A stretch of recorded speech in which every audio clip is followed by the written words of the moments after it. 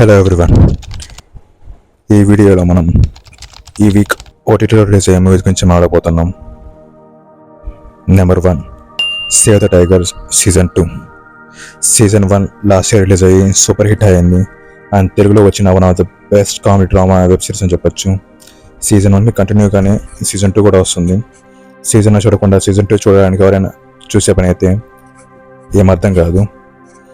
మెయిన్గా ఈ web series plot విషయానికి వస్తే ఒక 3 మెంబర్స్ లైఫ్లో జరిగే ఇన్సిడెంట్స్ని బేస్ చేసుకుని ఉంటుంది ఈ సిరీస్. వాళ్ళ లైఫ్లో వచ్చిన ప్రాబ్లమ్స్ని మంచి హ్యూమర్తో బాగా డీల్ చేశారు. ఈ సిరీస్ బిగ్గెస్ట్ ప్లస్ పాయింట్ ఏంటంటే కామెడీ అని చెప్పొచ్చు. అండ్ పని మనిషిగా చేసిన రోహిణి గారు తన క్యారెక్టర్లో మంచి కామెడీతో, తన కామెడీ టైమింగ్తో మిగిలిన క్యారెక్టర్స్ కూడా డామినేట్ చేసే విధంగా చేశారు. అంత బాగుంది తన క్యారెక్టర్.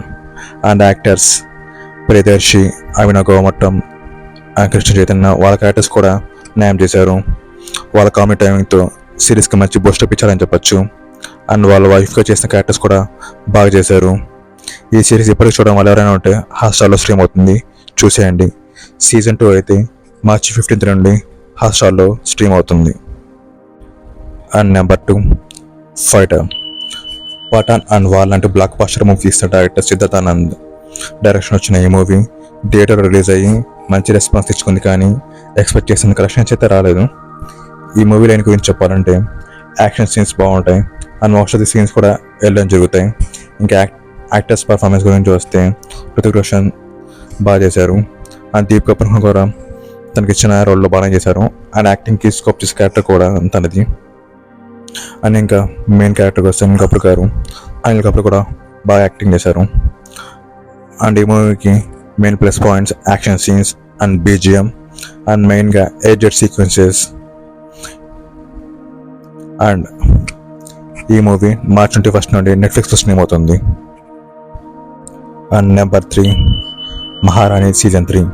ఈ వెబ్ సిరీస్ మెయిన్గా పొలిటికల్ క్రైమ్ థ్రిల్లర్ జానర్తో వస్తుంది.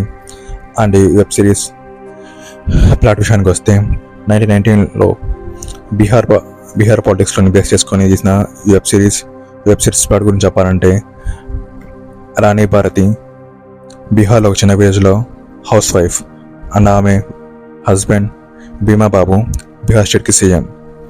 రాణి భారతి 4th క్లాస్ వరకు చదువుకొని ఉంటుంది అండ్ తనకి సంతకం పెట్టడం కూడా చేత కాదు. అండ్ భీమా బాబు ఒకసారి తన డాడీ వల్ల నెక్స్ట్ సీఎం పొజిషన్కి తన వైఫ్ రాణి భారతిని అనౌన్స్ చేస్తాడు. అయితే తనకి సీఎం అసలు ఏం చేస్తారు కూడా తెలియదు దానికి. అలాంటి పరిస్థితి నుండి అసెంబ్లీలో ఆపోజిషన్కి మాట్లాడే ఛాన్స్ కూడా లేకుండా మారుతుంది. ఆపోజిషన్కి ఎలా వెళ్ళింది, అసలు ఏం జరిగింది అక్కడి నుంచి అనేది ఈ web series main plot. And season 2 కూడా మంచి రెస్పాన్స్ వచ్చింది. ఈ వెబ్ సిరీస్ మెయిన్గా మాట్లాడుకొస్తే art work, assembly set and 1990స్లో తగ్గట్టు సెట్ వర్క్ ఎక్సలెంట్గా ఉంటుంది. దాని కంటిన్యూషనే ఈ సీజన్ పార్ట్ 3. సోనీ లైవ్లో వచ్చిన one of the best web series చెప్పొచ్చు. ఆఫ్టర్ 1992 స్కామ్ వెబ్ సిరీస్ తర్వాత వచ్చిన the best web series in Sony Live. March 17 నుండి సోనీ లైవ్లో అవైలబుల్గా ఉంటుంది ఈ సిరీస్. And number 4, Lal Salaam. Rajinikanth and Vishnu Vishal main లీడ్స్లో యాక్ట్ చేసిన ఈ మూవీ థియేటర్లో రిలీజ్ అయ్యి ఫ్లాప్లో తెచ్చుకుంది. జైలర్ లాంటి బ్లాక్ బస్టర్ సినిమా తర్వాత ఐశ్వర్య రాజేష్, రజనీకాంత్ గారి డైరెక్షన్లో 90 crores తీసిన ఈ మూవీ థియేటర్లో వచ్చినట్టు కూడా చాలామందికి తెలియదు. పొలిటికల్ జానర్తో బేస్ చేసుకొని వచ్చిన ఈ మూవీ ఎక్కడ ఎంగేజింగ్గా లేకపోవడంతో ఫ్లాప్గా మిగిలిపోయింది. అండ్ ఈ మూవీలో మ్యూజిక్ కూడా అంతేం బాగుండదు. ఆ రజనీకాంత్ యాక్టింగ్ పర్వాలేదు అనిపిస్తుంది. అండ్ ఈ మూవీ మార్చ్ 18 నుండి నెట్ఫ్లిక్స్లో అవైలబుల్గా ఉంటుంది. And number 5, Anweshippin Kandethum. Tovino Thomas main లీడ్గా ఈ మూవీలో థియేటర్ రిలీజ్ అయ్యి మంచి రెస్పాన్స్ తెచ్చుకుంది. ఈ movie mainly crime mystery thriller జానర్లో ఉంటుంది. ఈ మూవీ విషయానికి వస్తే బేసిక్ ప్లాట్ ఏంటంటే ఆనంద్ నారాయణ అనే వ్యక్తి సబ్ ఇన్స్పెక్టర్ ఆఫ్ పోలీస్ అనుకోకుండా అతనికి కాలేజ్కి వెళ్ళి హాల్ టికెట్ తీసుకోకుండా వెళ్ళిన లవ్లీ అనే అమ్మాయి మిస్సింగ్ కేసు వస్తుంది. ఆ కేసుని సాల్వ్ చేస్తూ ఉండగా అనుకోకుండా జరిగిన ప్రమాదానికి తను సస్పెండ్ అవుతాడు. ఆ తర్వాత అతనికి మరో కేసు వస్తుంది. ఇలా 2 రకాల కేసులని ఆనంద్ నారాయణ్ తన టీంతో కలిసి ఎలా డీల్ చేశాడన్నదే ఈ మూవీ మిగిలిన స్టోరీ. ఈ మూవీ ఫస్ట్ హాఫ్ అయితే ఎక్సలెంట్గా ఉంటుంది. ఆ BGM, movie taking and first కేస్ని సాల్వ్ చేసే విధానం కూడా సూపర్గా చూపించారు. అండ్ ఫస్ట్ హాఫ్ ఎంత ఫాస్ట్గా అయితే ఉంటుందో సెకండ్ హాఫ్ అంత నీరసంగా ఉంటుంది. సెకండ్ హాఫ్ కేస్ సాల్వ్ చేసేదని కూడా అంతేం బాగుండదు. మెయిన్గా సెకండ్ హాఫ్ని చాలా ల్యాక్ చేసి చూపించారు. దానివల్ల ఈ మూవీ జస్ట్ యావరేజ్ అని చెప్పచ్చు. ఈ మూవీని చూడాలనుకునే వాళ్ళు మార్చ్ 18th నుండి నెట్ఫ్లిక్స్ అవైలబుల్ ఉంటుంది. క్రైమ్ డ్రామా ఇష్టపడే వాళ్ళు ఈ మూవీని మస్ట్ వాచ్ అని చెప్పచ్చు. And number 6 murder Mubarak. ఈ movie direct OTT release. Movie genre అయితే మిస్టరీ థ్రిల్లర్గా ఉండబోతుంది. ఈ మూవీ మెయిన్ క్యాస్ట్ విషయానికి వస్తే సారా అలీ ఖాన్, పంకజ్ త్రిపాఠి అండ్ విజయ్ వర్మ మెయిన్ లీడ్స్గా యాక్ట్ చేశారు. ఈ మూవీ బేసిక్ లైన్ ఒక మర్డర్ జరుగుతుంది అండ్ కొంతమంది సస్పెక్ట్లో అది ఎవరు చేశారు, ఎందుకు చేశారో తెలుసుకోవడమే ఈ మూవీ లైన్. ఈ మూవీ మార్చి 15th నుండి నెట్ఫ్లిక్స్లో స్ట్రీమ్ అవబోతుంది. ఈ మూవీ తెలుగులో కూడా అవైలబుల్గా ఉంటుంది. అండ్ మనం ఇప్పుడు దాకా ఓటీటీలో రిలీజ్ అయ్యే మూవీస్ గురించి మాట్లాడుకున్నాం. అండ్ ఇప్పుడు ఆల్రెడీ ఓటీటీలో రిలీజ్ అయ్యే మూవీస్ గురించి మాట్లాడుకుందాం. ఈ మూవీస్ని ఇప్పటికీ చూడడం వల్ల ఎవరైనా ఉంటే చూసేయండి. నెంబర్ 1 థియేటర్ రిలీజ్ అయ్యి యావరేజ్ టు అబవ్ యావరేజ్ ఎంచుకున్న ఈ మూవీ ప్రజెంట్ అమెజాన్ ప్రైమ్లో స్ట్రీమ్ చేస్తున్నారు. థియేటర్లో మిస్ అయిన వాళ్ళు ఎవరైనా అంటే ఓటీటీలో చూసేయండి. అండ్ మెయిన్గా ఈ మూవీ విషయానికి వస్తే ఆంధ్రప్రదేశ్ అడవి పత్తిని పండించేందుకు హెల్ప్ చేస్తున్న వ్యక్తి ఎవరు తెలుసుకునేందుకు వెళ్తుంది జర్నలిస్ట్ అయిన అనుపమ పరమేశ్వరన్. అలా వెళ్ళి ఒక ఆర్టికల్ కూడా పేపర్లో రాయడంతో ఆ ఆర్టికల్ని చూసి ఇంటెలిజెన్స్ బ్యూరో వాళ్ళు రంగంలో దిగుతారు. అసలు ఇంటెలిజెన్స్ బ్యూరో వాళ్ళు అంత చిన్న ఆర్టికల్ని చూసి వచ్చారంటే అంత పెద్ద ఇంటర్నేషనల్ క్రిమినల్ ఎవరు, అతని ఫ్లాష్ బ్యాక్ ఏంటి అనేది రిమైనింగ్ స్టోరీ. ఈ మూవీ మెయిన్ ప్లస్ పాయింట్ అయితే సెకండ్ హాఫ్, అలాగే interview and climax action sequences. ఇవి తప్ప సినిమాలు చెప్పుకోవడానికి పెద్దగా ఏమీ లేవు. అని ఇంకా ఫస్ట్ హాఫ్ అయితే విషయానికి వస్తే ఎన్ని ఎలివేషన్ సీన్స్ కూడా వస్తాయో లెక్క పెట్టలేదు.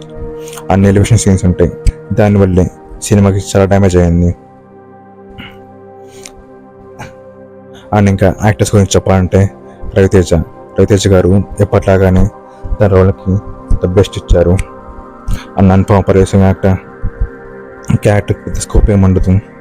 అండ్ ఈ మూవీలో చెప్పుద క్యారెక్టర్ అయితే నవదీప్ది మిగిలిన వాళ్ళలో.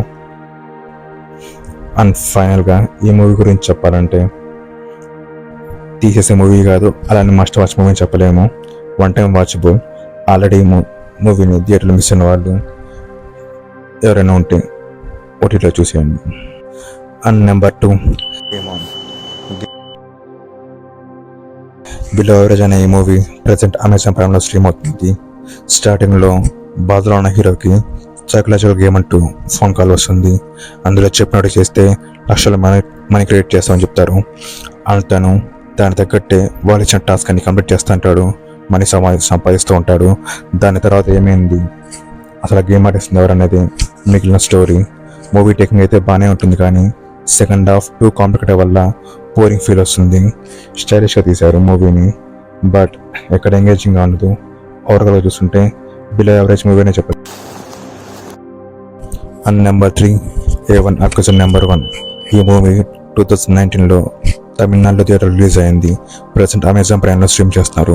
ఇంకా మూవీ విషయానికి వస్తే చాలా రోజుల తర్వాత ఒక మంచి కామెడీ మూవీ చూసే ఫీలింగ్ వస్తుంది. ఫస్ట్ హాఫ్ కొంచెం యావరేజ్ ఉంటుంది, సెకండ్ హాఫ్ మంచి కామెడీతో టైం పాస్ అయిపోతుంది. కామెడీ మూవీస్ ఇష్టపడాలి ఎవరైనా ఉంటే ఈ మూవీని చూసి మంచి time. First half love story and hero introduction వల్ల ఈ మూవీ కొంచెం డ్యామేజ్ జరిగిందని చెప్పచ్చు. అవి టూ సిల్లీగా ఉంటాయి, పెద్దగా ఇంప్రెస్ చేసే ఉండదు. బట్ సెకండ్ హాఫ్ వచ్చేసరికి ఫాస్ట్గా అండ్ మంచి కామెడీతో మంచి హ్యూమర్తో బాగా తీశారు. ఈ మూవీని ఇప్పటికీ చూడడం వల్ల ఎవరైనా ఉంటే అమెజాన్ ప్రైమ్లో స్ట్రీమ్ అవుతుంది, చూసేయండి. And number 4 Ambajipeta marriage band 2 hours 10 minutes run టైమ్తో థియేటర్ రిలీజ్ అయ్యి ఒకే పల్లె నిర్మించుకున్న ఈ మూవీ ప్రజెంట్ ఆహా ఓటీటీలో స్ట్రీమ్ అవుతుంది. ఈ మూవీ బేసిక్ ప్లాట్ ఏంటంటే 2007 అంబాజీపేట అనే ఊర్లో బ్యాండ్ వేలను డబ్బులు కొట్టే హీరో ఆ ఊర్లో పలుకుబడి ఉన్న వెంకట గారి చెల్లెల్ని ప్రేమిస్తాడు. దాంతోపాటు వెంకట గారికి ఆల్రెడీ హీరోతో గొడవ కూడా ఉంటుంది. ఈ రెండు విషయాల వల్ల అసలు ఏం జరిగింది, తను ప్రేమించిన అమ్మాయిని పెళ్లి చేసుకున్నారు అనేదే మిగిలిన స్టోరీ. అండ్ ఈ మూవీలో మెయిన్ ప్లస్ పాయింట్ అయితే 2-3 సాంగ్స్ కూడా బాగానే 2-3 సాంగ్స్ అని చెప్పొచ్చు. అండ్ యాక్టర్స్ గురించి విషయానికి వస్తే సుహాస్ అంత అక్కగా చేసిన యాక్టింగ్ కూడా బాగుంటుంది.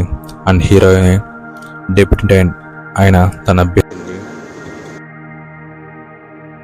మిస్ అయిన వాళ్ళు ఉంటే ఓటీటీలో చూసేయండి.